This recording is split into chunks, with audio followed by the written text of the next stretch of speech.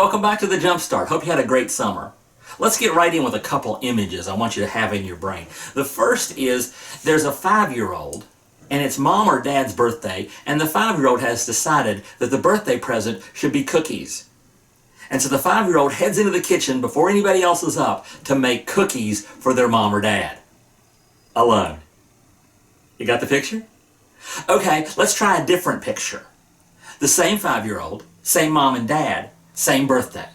But this time, the birthday person is going with, the mom or dad is going into the kitchen with the 5-year-old to make cookies.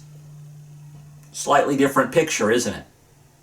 Well, I think that's an important picture for us to grab hold of, because we're called to grow into the person God designed us to be. And a lot of times we think of ourselves, that's a hard thing. 1 John 3:3 says, all who have this hope in Him purify themselves just as He is pure. And so we're called to purify ourselves to be like Christ, and that can be intimidating if we're trying to go to the kitchen alone.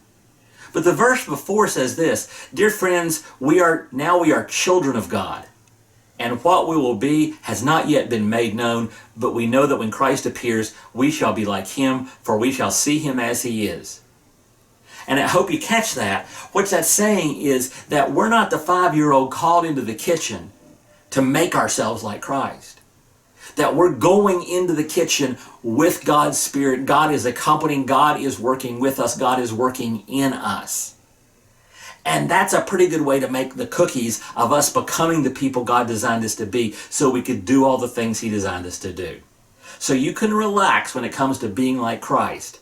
You have your part to do, but God has His part, and He's going to take care of His part, and He'll make sure the cookies turn out pretty good.